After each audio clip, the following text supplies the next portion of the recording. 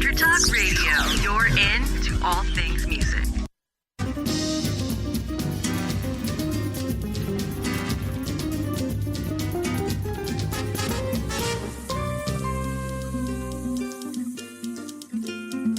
Welcome to Making It with Terry Woolman, the show that explores the secrets, successes, and strategies for making it in the music biz. And now, here's your host, Terry Woolman.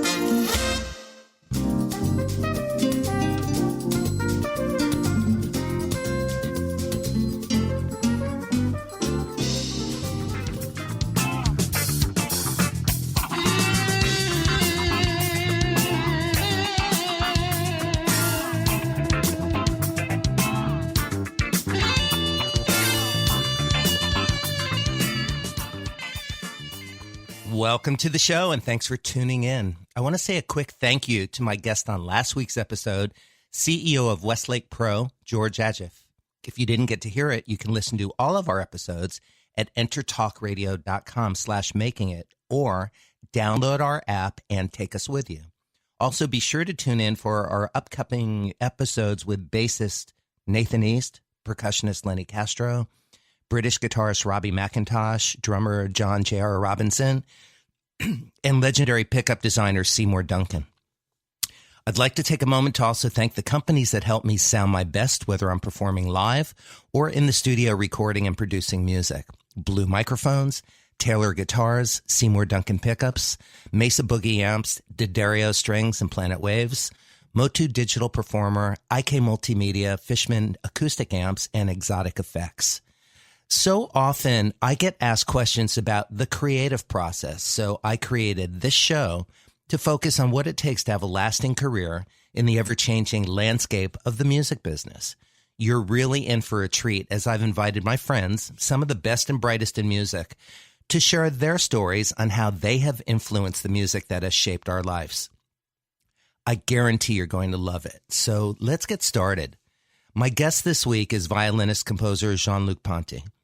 Jean-Luc Ponty is a pioneer and undisputed master of violin in the arena of jazz and rock. He is widely regarded as an innovator who has applied his unique visionary spin that has expanded the vocabulary of modern music. Ponty was born in a family of classical musicians on September 29, 1942 in France. His father taught violin, his mother taught piano. At 16, he was admitted to a prestigious conservatory in Paris, graduating 2 years later with the institution's highest award, Prix. In turn, he was immediately hired by a major symphony orchestra where he played for 3 years. While still a member of the orchestra in Paris, Ponty picked up a side gig playing clarinet, which his father had taught him, for a college jazz band that regularly performed at local parties. It proved a life-changing jumping-off point. A growing interest in the jazz sounds of Miles Davis and John Coltrane compelled him to take up the tenor saxophone. Fueled by an all-encompassing creative passion, Jean-Luc soon felt the need to express his jazz voice through his main instrument, the violin. So, Ponty found himself leading a dual musical life, rehearsing and performing with the orchestra, while also playing jazz until 3 a.m. at clubs throughout Paris. The demands of this doomed schedule eventually brought him to a crossroads, so he made a choice and took a chance with jazz, with a powerful sound that distinguished himself with bebop phrasings and a punchy style, influenced more by horn players than by anything previously tried on the violin. His notoriety grew with remarkable leaps, and by 1964, at age 22, he released his debut solo album. Since that time, Ponty has been recording and touring the world with his own groups and has done collaborations with other great musicians, including Alan Holdsworth, Al Di Meola, Stanley Clarke, West African musicians, Bella Fleck, Lalo Schifrin, Chick Corea, and Return to Forever 4, violinist Nigel Kennedy, Mark O'Connor, El Subramaniam from India, singer John Anderson from Yes, and his daughter, pianist, singer, composer Clara Ponty. Jean-Luc has also performed his music with symphony orchestras in the USA, Canada, Japan, Western and Eastern Europe, Brazil, and Russia. Please welcome my guest today, Jean-Luc Ponty. Welcome. Hello. Thank you, Tommy. Thank you. It's okay. Bonjour and merci beaucoup. Okay. So you were calling from your home in Paris? Is that right? Yes, I have a home in Paris as well. And so when I work in Europe, that's where I stop on my days off, which is the case today. Do you still keep a home in Los Angeles? Yeah. And where do you spend more of your time? It depends. Right now, it's in Europe, really. But I was in the US recently for quite a long tour and a reunion with my band from the 80s. So I jumped from the US to Europe. Let's talk about that tour since you just brought it up. I had the pleasure of hearing you perform with the JLP band. And this tour is a reunion with Jamie Glazer on guitar, Wally Minko keyboards, Baron Brown bass, and Rayford Griffin drums. And I was in the audience not that long ago when you were in Southern California. The connection between you and your band on stage was intuitive and magical. It was a beautiful show. Thank you. I'm glad you felt this way.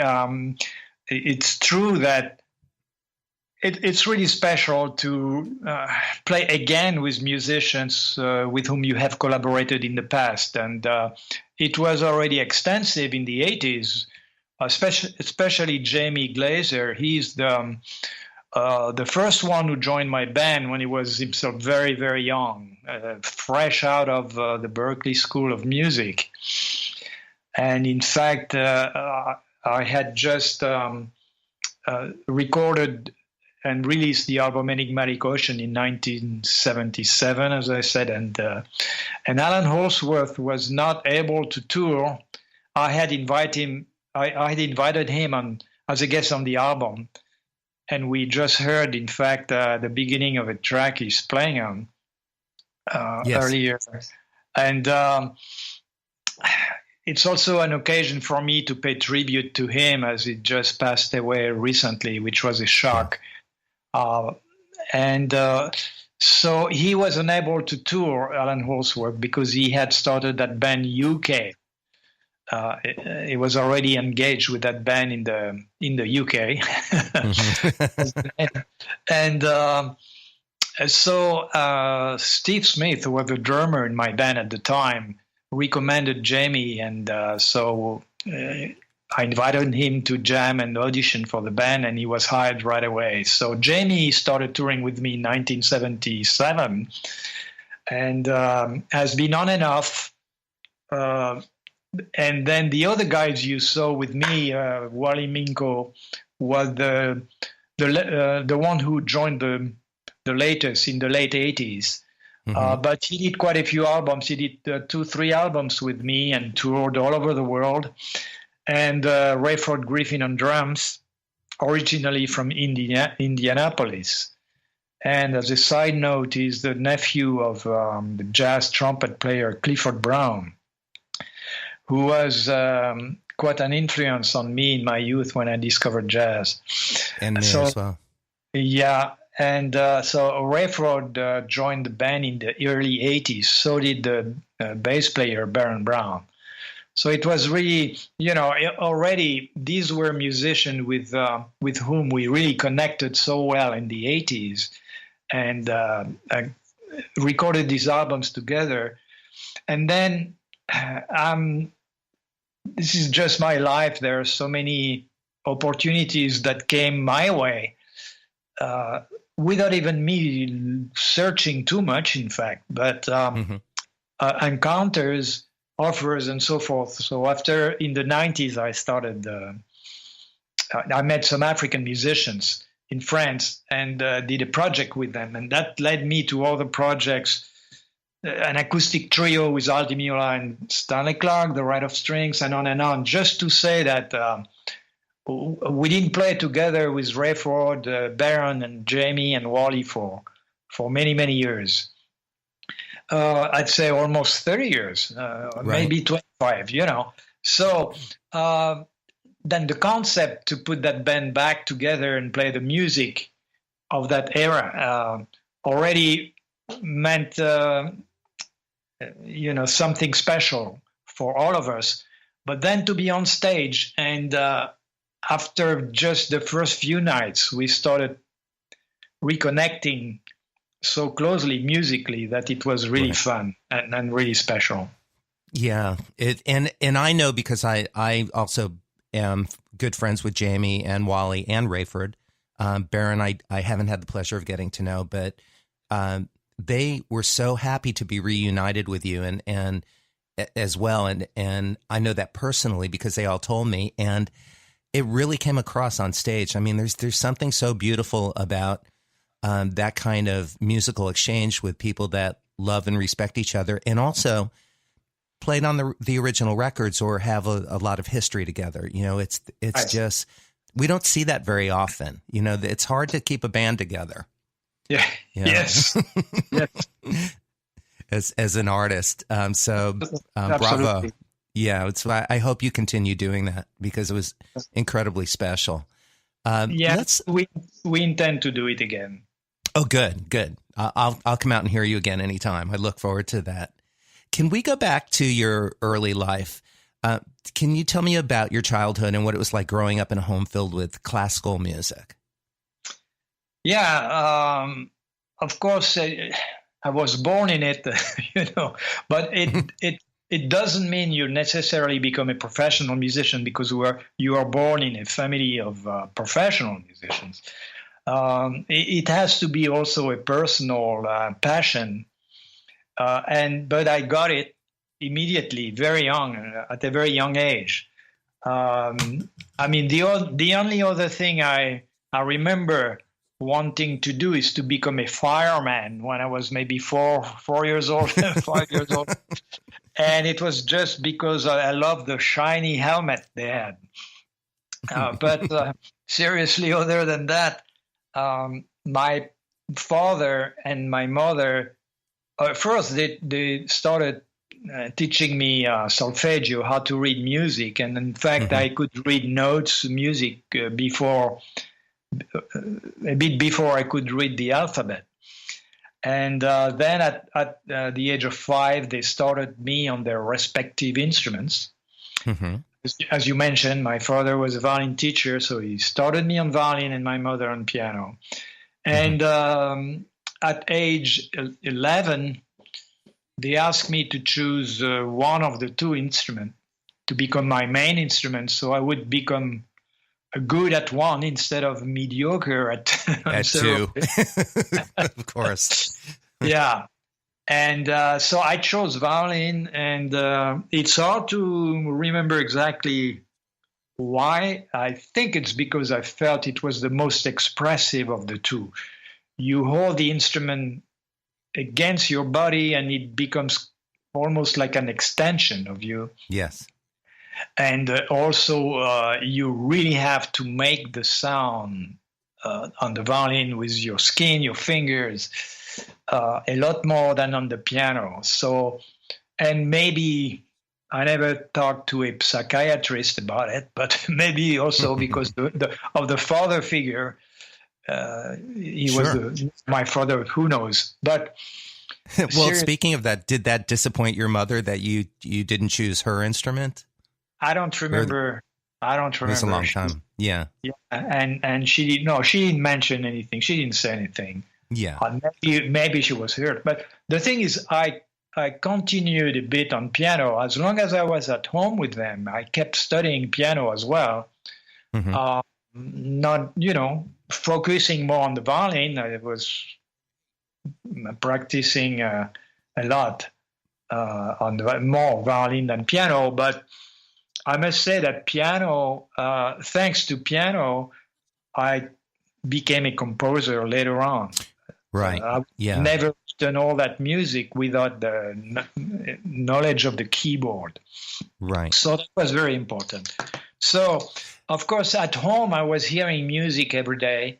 My mother was teaching piano on one floor in the house, and the other floor it was violin. So sometimes it was a mix of both.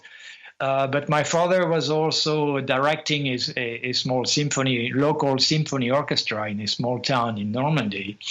Mm-hmm. And my mother was teaching in high school music classes. So it was classical music. the only other type of music I discovered, and you have to realize these were the 50s. I'm born in 42, so during World War II, in fact. I was 2 years old when the Allies, the troops, the US, British, and Canadian troops landed in France to fight the Germans who were occupying the territory I was in. So, and then when I grew up in the 50s, there was no television yet.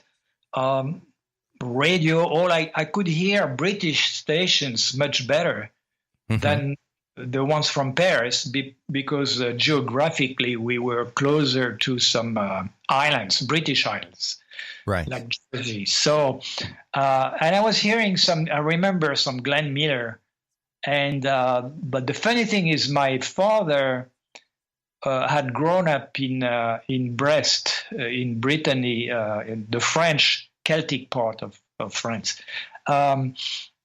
Anyway, he started studying violin, and at age 17 he was hired to play. It was a big harbor, one of the biggest in Europe at the time, and there were American ships who would stay for like a week, and then they had tourists at the same time as maybe carrying merchandise. I don't know, but anyway, there was a band, American band on the boat, but they were also hiring local musicians to beef up the orchestra, and that's how he was born in 1904, so he was 70. I'm talking about the 1920s. So he was given a few. What was the name of it? 45 diesel. Jean-Luc, we're heading into our first commercial break in a moment, okay. So. When we come back, I want to talk a little bit more about your family and growing up in Europe and how that shaped you as a musician and artist growing up in the 40s and 50s there. And also, I want to talk about your creative process and what you think of the music business and what's important in life. So we will be right back. I'll shorten up a bit the story then, okay. Yes, yeah. So we'll be right back with Jean-Luc Ponty. Please stick around.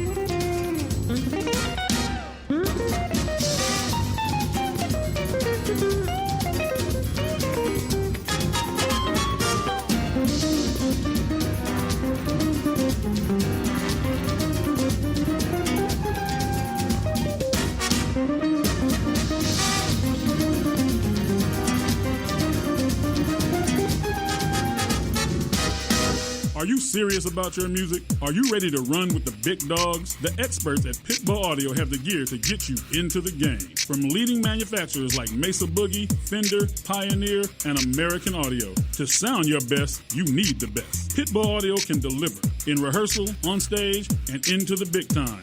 Dropping beats, shredding guitar, or making the crowd roar. Whatever you dream, Pitbull Audio can help make it happen. We are Pitbull Audio. We want you to play it loud. PitbullAudio.com. You know what's all around you every waking moment of your life? Marketing. You're choking on it. I'm Scott Robertson, and when it comes to strategic PR, branding, and marketing, I've seen it all. And actually, I'm still seeing it because bad marketing never sleeps. Join me each week on May the Best Brand Win, right here on Intertalk Radio, and learn how to make the marketing for your brand unforgettable. Hi, I'm Tim Dolbear, the host of Sound Experience on Intertalk Radio. Each week, I talk with top professional audio engineers, producers, musicians, and the manufacturers that make the tools that we use in the studio each and every day. From capturing the perfect take to mastering your final release, and the tools and how the pros use them, we are going to dive deep into their process and learn from their experience. I look forward to you joining us each week on Sound Experience with me, your host, Tim Dolbear. This is Jackie Bertoni from Jackie's Groove. Come join me weekly on my journey through the music business as I take you behind the velvet rope, interviewing industry notables such as Al Di Meola, Michael McDonald, and Al Jarreau, to name but a few. Listen to their stories on being in the studios recording #1 hits and onto the stages throughout the globe. Allow me to be your music historian. You can hear me live every Monday at 2 p.m. and every Wednesday at 12 noon Pacific Standard Time or 24/7 on jackiesgroove.com. Ready to get your groove on? This is filmmaker Danny Gold of If you're not in the obit, eat breakfast. And you're listening to Making It with Terry Wollman.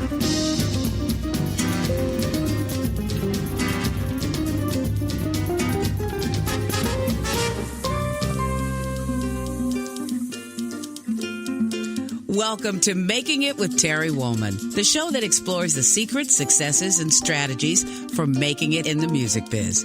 And now, here's your host, Terry Wollman.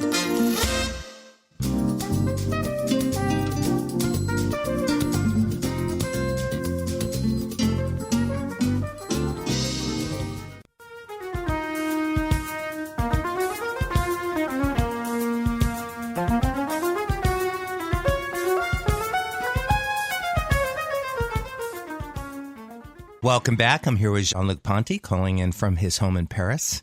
And Jean-Luc, you were just talking about your parents' deep influence on you and how you were exposed to jazz as well as classical music in your home. My father, young and living in that big harbor in Brest, was hired by American bands who were in ships, who stayed there for about a week at the time.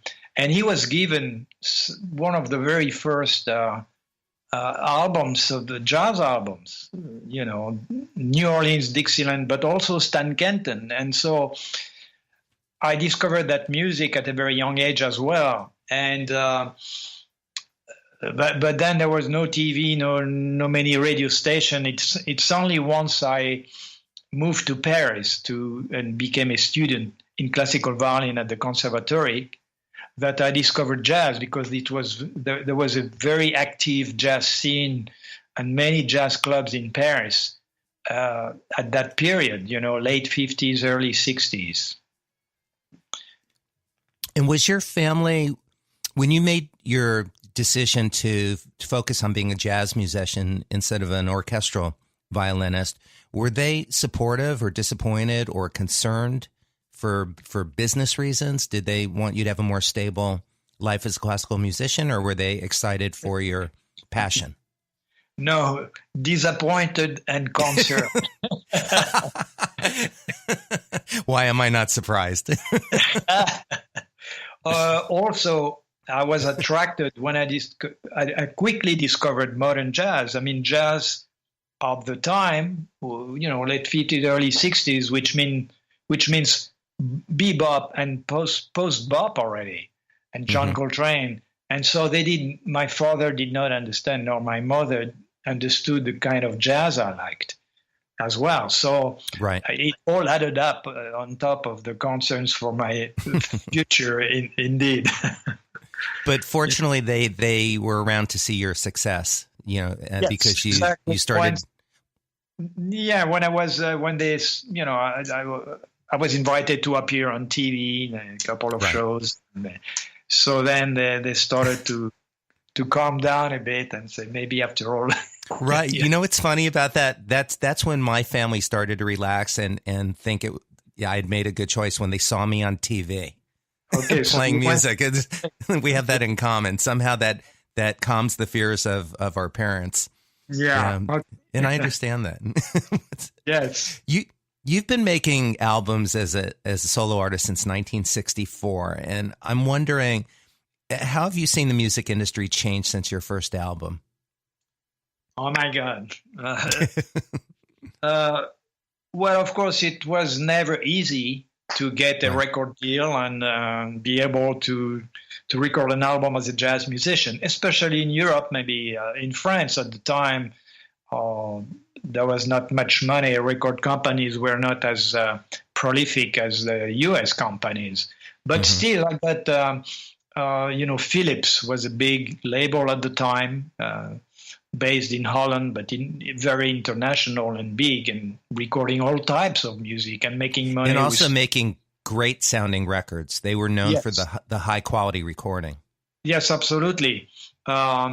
Because they were also that part of the company was making microphones, and they were also involved in the technology. So anyway, I was given a chance, as you mentioned, to do my very first solo album in 1964. But after that, not much happened. I got the chance to do 7 albums total, as on collaborations or as a leader. And then John Lewis, pianist and co-founder of the Modern Jazz Quartet, who was touring the world. They were very famous and playing in big concert halls all over the world. And John Lewis was also very open and curious about local talents. And when he heard me play, he invited me to come to the Monterey Jazz Festival, for which he was a musical director for many years. So he invited me, and that was my very first appearance and first trip to the U.S. in 1967. And so I performed there with a Modern Jazz Quartet, but also with another. It was kind of a violin summit with other jazz violinists, Reynans and Sven Asmussen from Denmark. And in the audience, there was a record producer, Richard Bach from Los Angeles, who had founded the Pacific Jazz and World Pacific. He was ahead of his time because we didn't hear about world music until the late 80s, I think. Yeah. Right. But anyway, he heard me and offered me a deal, a record contract. So I came to Los Angeles the following year, 68 and 69, to record some albums for him.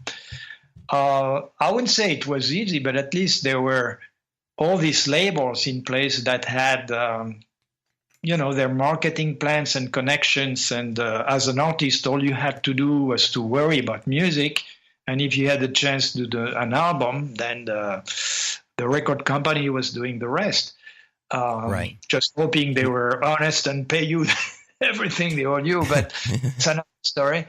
But and then one thing led to another. I met Frank Zappa. I took a step in the rock world, and also there was all these musical encounters between rock musicians and jazz musicians. I started that type of connection in Europe with musicians from Soft Machine in England. I toured with a drummer, Robert Wyatt. And so there was a common interest from both sides.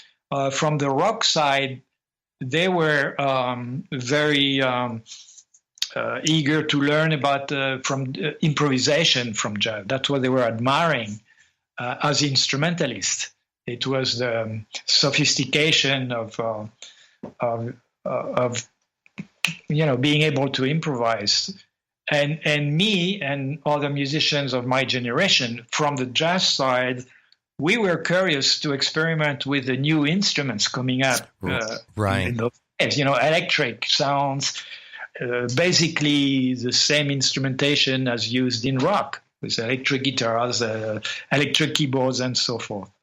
So which you've incorporated quite extensively into your music over the years. You more so in the 80s when you started bringing in electronic sounds and using sequencers and loopers and delays and wah-wah pedals and things like that. And it still always felt like you, though, Jean-Luc. I never felt like you lost yourself in the technology. Well, thanks. Because I was not so.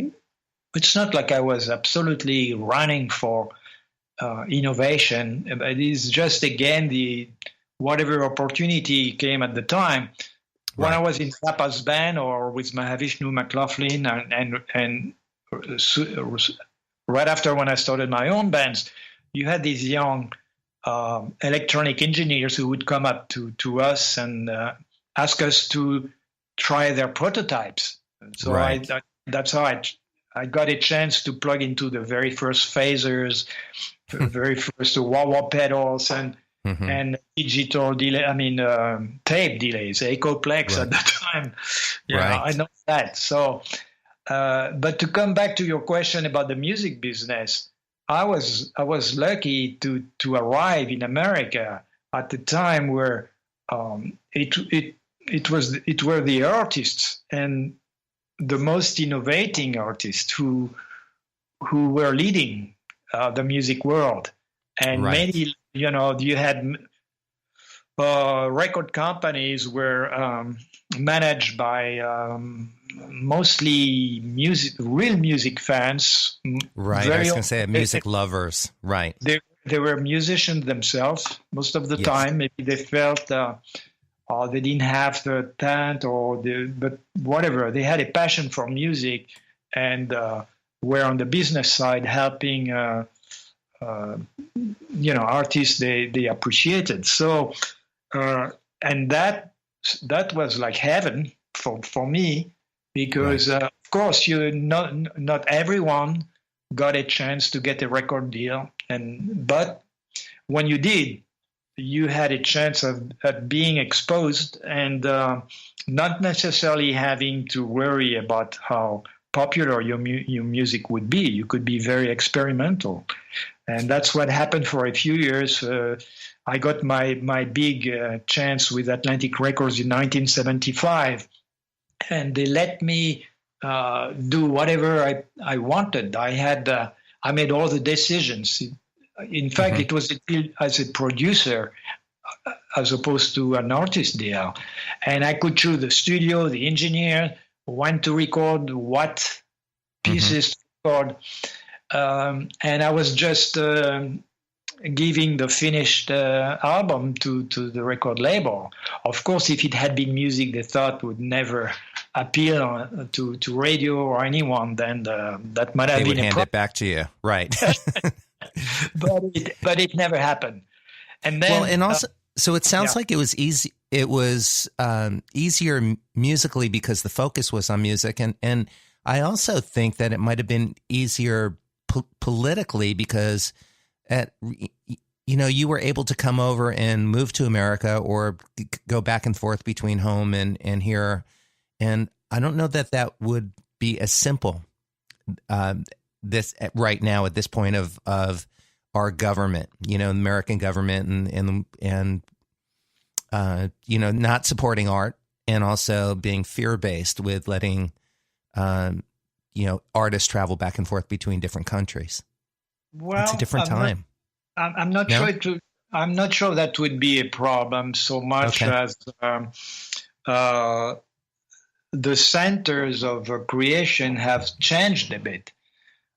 Yes. There were definitely musical movements that happened, and I remember San Francisco had a specific sound and style somehow, and the West Coast jazz as opposed to East Coast jazz, but also after all with Zappa, and of course he was an exception. But I remember meeting a lot of musicians in LA who were excellent musicians, and from a bit all over the world. But it's true that it was important to be there at the time. Nowadays, younger generations have access to anything that has been created musically through internet as soon as they are born, anywhere in the world. So it's quite different. In my generation, to be exposed to jazz, to really new jazz rock, you had to be in the States. That's where it was created, and so in those days you needed to put yourself there. Yes. Yeah, exactly. Yeah. It's like if you go back in history, like in painting, artists, big artists like Picasso, Dali. They all moved to Paris because Paris was such a center where they liked to be all together and somehow stimulated each other and created movements. And so I compare that. I saw the same thing happening with new music in the 60s and 70s in LA, in San Francisco, and in New York. Right. You also, in 1984, you ended up releasing a revolutionary video with time-lapse images it was produced by Louis Schwartzberg, and you, along with Herbie Hancock, were really the first two jazz musicians to have music videos. Yes, that was a lucky strike. I mean, I was very lucky, I must say. What happened is Louis Schwartzberg was a fan, and he I think he was doing, how can I explain? He would film, he was a great cameraman and had a company where he was building a library of different films and movies from landscapes or different places around the world that Hollywood studios would sometimes use in their movies. Right. And so he was also good at special effects. And so he contacted me saying that he was doing a short movie for a competition of short movies, international competition somewhere. And that as a fan, he wished to use my music. So I went to see the film, and when I saw that incredible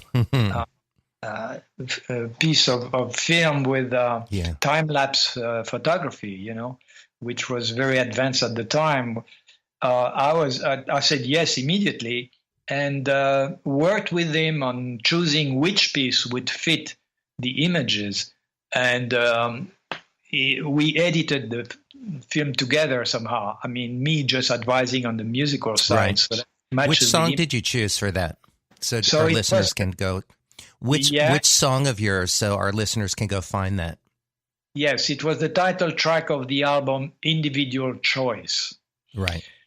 Yeah, and that was an album where I had discovered sequencers, the first sequencers, and it's funny because I had bought that just so I could travel with it and write music while traveling, and but it was very mechanical at the time.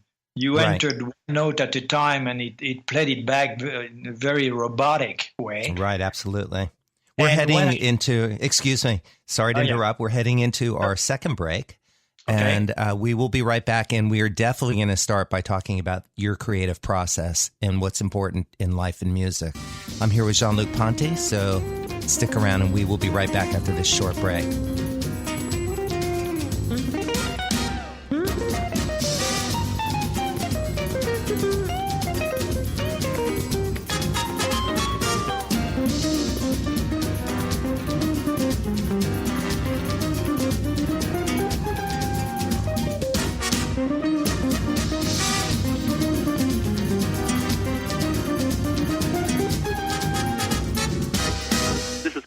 Adam Berry, and you're listening to Making It with Terry Wolf. Hi, this is Tim Dolbear, host of Sound Experience here on Intertalk Radio. And Source Connect by Source Element is the essential tool that we use to link between my studio in Austin, Texas, and the WS radio station in San Diego. Now, with Source Connect, not only can we communicate in real time and with HD audio, but it's synced up and is of a high enough quality that I can use it for real-time ADR work, remote recording, and overdubbing, and it even allows me to remotely control a DAW. Source Connect by Source Element. Affordable, high-quality audio and video connection over the internet for all of your production needs. You know what's all around you every waking moment of your life?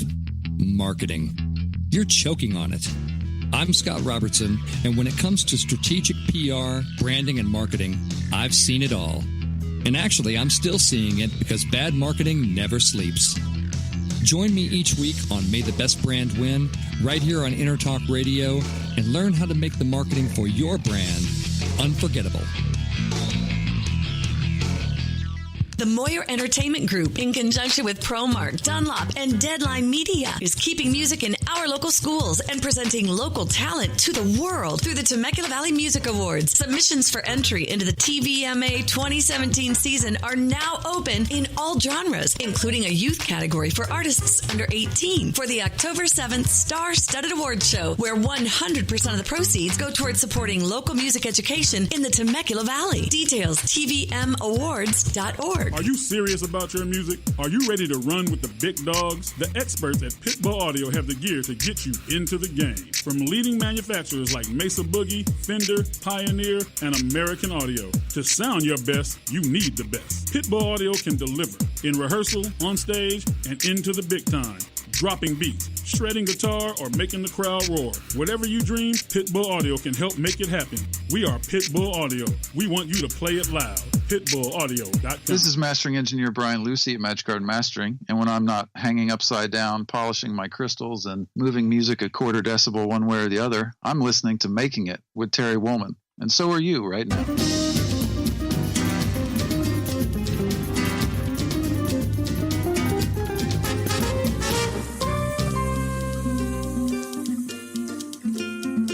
Welcome to Making It with Terry Woolman, the show that explores the secrets, successes, and strategies for making it in the music biz. And now, here's your host, Terry Woolman.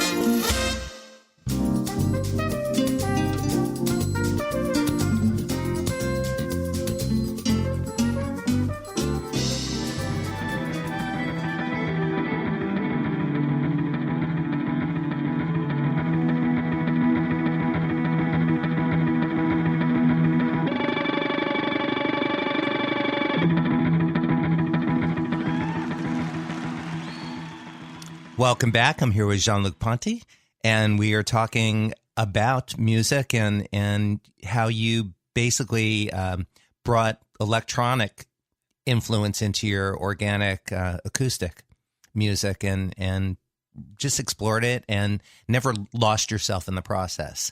So we were just listening to a great example of that. Yeah, thank you. That was live with quite a few devices on stage, digital delays. And later on in the 80s, I got the first solid body electric violin made by Zeta in California, and they also came up with a MIDI system for the instrument. So I was able to do a few solos using the violin sound plus a synthesizer at the same time, plus effects. You know, so it opened a whole new world for me. Do you play differently when you're playing your electric violin versus your acoustic? Do you approach it differently, or is it just another set of spices and colors for you? Well, it's a bit of both. I mean, it's not as drastically different as it is for a guitarist to go from an acoustic guitar to an electric guitar. That's why I'm asking. Yeah. But still there is a difference. So you have to phrase a little, the pressure of the bow. There are a few differences, but not that much. But what it really makes the difference is when you use effects and what comes out of these effects. So some did work great for me and triggered my imagination, and I loved it so much it made me dream and come up with pieces that would be influenced by the sounds. It would all go together. And do you work closely with some of the companies like D'Addario for designing their strings or bags for their pickups? Or certainly, I know you're working with the Eventide for effects right now. Do you collaborate with them? Do you tell them what you're looking for? Yeah, not all the time. I mean, it depends on it depends what precisely.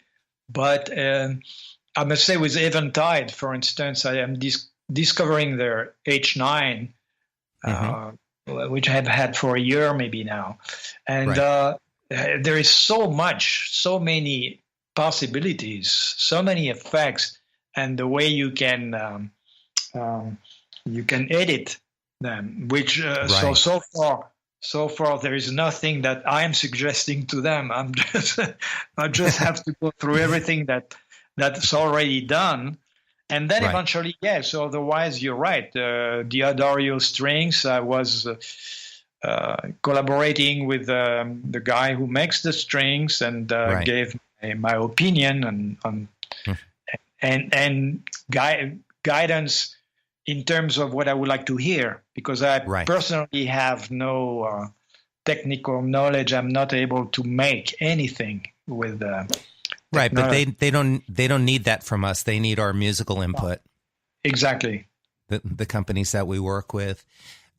What I know you were certainly influenced by musicians like Stuff Smith and of course Stéphane Grappelli, but I know you also found your way to take it further and make it your own. And I want to ask you about your creative process in general as a player, in your practicing, in your composing, in how you create and have created your life.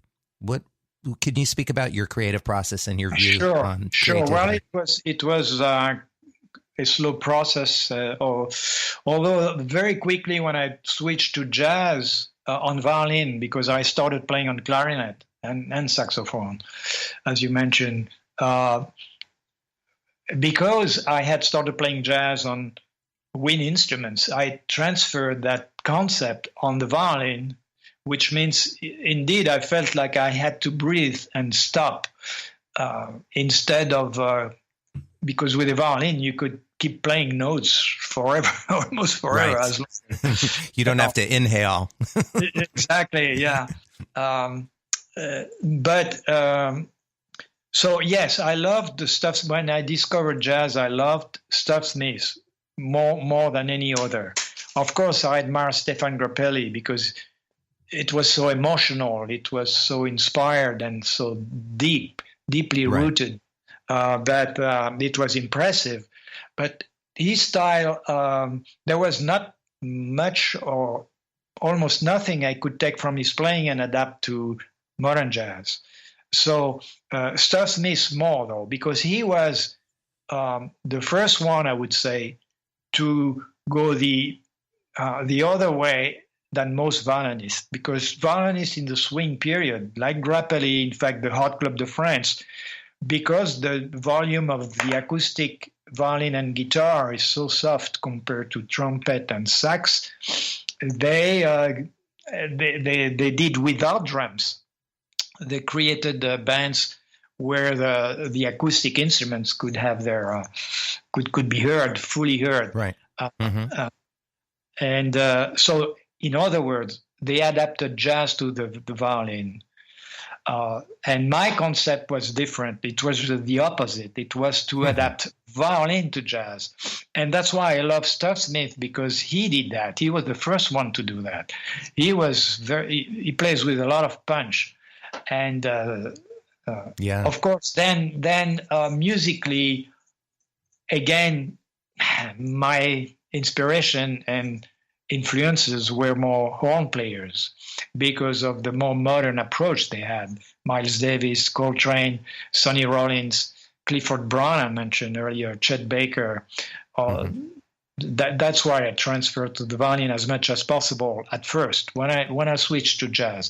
And I gave up the vibrato, the passionate, romantic vibrato that didn't fit at all with modern jazz, nor rock somehow. So to me, it was obvious.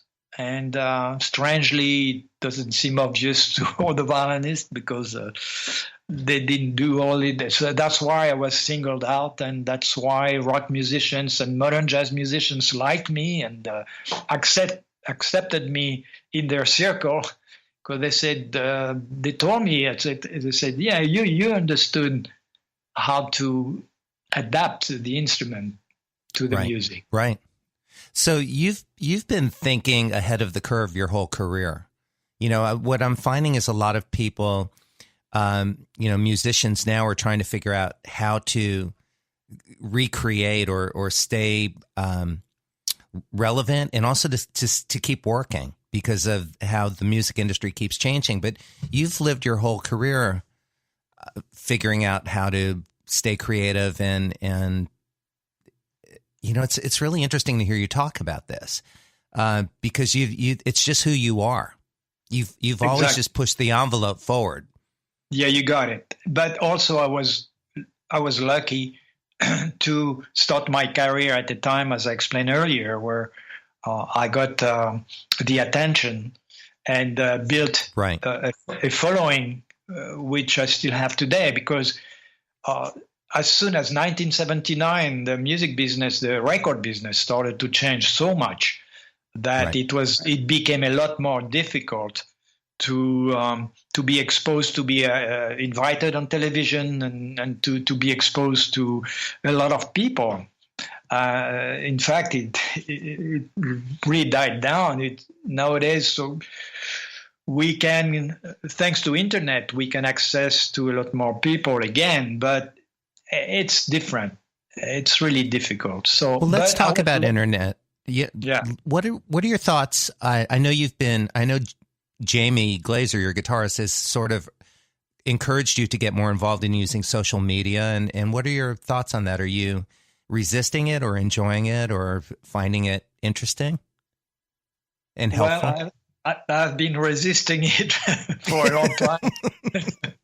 But I come to realize that this is really the only way to connect with people, with fans who might not know otherwise that you're in town or you have a new recording. So in a way, I've always enjoyed the communicating with fans, because after all, it's thanks to fans that you can keep going. Right. So I've always been very grateful for their support, no doubt about it. But it started in the 70s, 80s, that it was letters through the post office. Sure. So now this is the new vehicle for communication, for keeping fans and artists connected. Exactly. So the only thing I was afraid of is that it takes too much time of my days, and I still have to practice violin. It's a tough instrument, and I like to still be connected to music. But so I get help from people as well to do it. But I also get involved. So how do you find balance in your life between family, music, and business? Well, I mean, it's true that I come to an age, to a stage in my life where I don't have to be working all the time, and I take long periods of time off and don't tour as much, just take a few concerts, so that I keep a balance between my passion for music and indeed being more present for my wife, my children, my grandchildren now, but I did that. I did it, when I started my career in America in 73 with Zappa's band. I started my own band in 75, and it was nonstop for about 7 years. When I started my band in 75, it was one album after the other, going on the road and going back in the studio, no vacation for, I'd say, 7 years. Right. And it came to a point where I was married. I had 2 young children, and I decided to take a year off, an entire year off, because it was either that or divorce. And absolutely. And losing, making my life more complicated, my relationship with my children. Mm-hmm. So I took the whole year off, and it was good in a way, because being home, I could compose, I could write music. Right. So it's not like I, stopped being in touch with music, but so now it's easier for me to do that, and it's important. It's important not only to connect with my family, but also to learn more about life. I'll die without knowing everything, but I'm eager to know as much as I can about everything: philosophy, politics, health, nature, and quantum science, if I can understand. Of course. So I love having a few, some time off where I'm able to do that, read or choir, and I think I feel richer when I come back to music. Right, because you have more to pull from. There's more depth and content and connection. Yes, because there is nothing worse than routine, after so many years especially. So, Jean-Luc, we have just a few minutes left in our show, and I end all of my shows by asking my guests this question. At this point of your life, with everything that you know to be true, what would you tell your younger self if you could? Oh, that's a tough one. Follow your intuition. Follow your intuition more than following advices from people around you. But also be aware of the world around you. And it's one thing to have an intuition and have the desire to create a certain specific type of music. But if after so many years it doesn't work, then, you have to adapt as well. That makes sense. I know that we haven't spoken about this, but mentoring is a very important part of your life. And why is that? I'm sorry, did you say mentoring? Mentoring. Like, yes. I know that in this last tour that you just yes. completed, you brought young violin players yes. up on stage in various cities. Yeah, because for many years, I felt a bit lonely. There were so few violinists who would go into the electric adventure. And I felt that maybe what I had started was too crazy.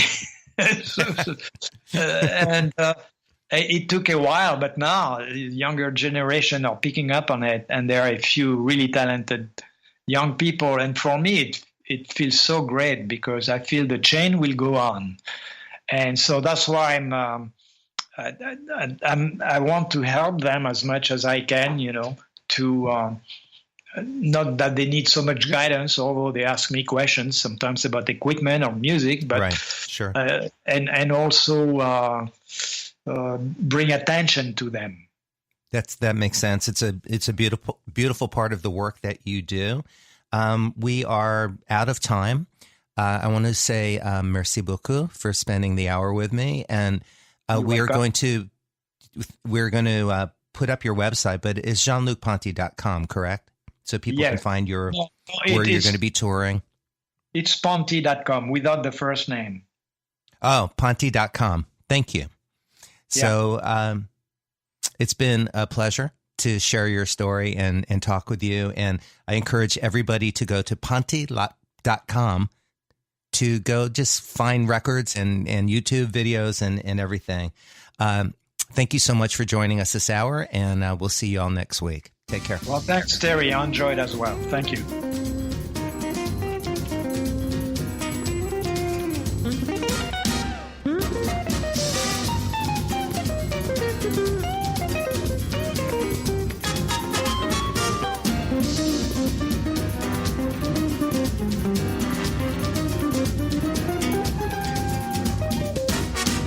Tune in again next week for another great episode of Making It with Terry Wollman.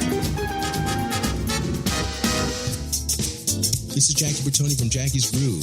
Come join me weekly on my journey through the music business as I take you behind the velvet rope, interviewing industry notables such as Al Di Meola, Michael McDonald, and Al Jarreau, to name but a few. Listen to their stories on being in the studios recording #1 hits and onto the stages throughout the globe. Allow me to be your music historian. You can hear me live every Monday at 2 p.m. and every Wednesday at 12 noon Pacific Standard Time or 24/7 on jackiesgroove.com. Ready to get your groove on? Hi, this is Tim Dolbear from Eclectica Studios. I'm a full-time mixing and recording engineer. I work with Grammy winners, labels, and indie artists, using state-of-the-art digital mixing and restoration tools and the very best in analog gear. Really, though, it's my ability to bring tracks to life and fulfill your vision for your music. This has made me sought after by producers and artists worldwide. So spend your time working on music and not chasing a mix down a rabbit hole. Go to timdolbear.com and check out our free one-song mix offer. You know what's all around you every waking moment of your life? Marketing. You're choking on it. I'm Scott Robertson, and when it comes to strategic PR, branding, and marketing, I've seen it all. And actually, I'm still seeing it because bad marketing never sleeps.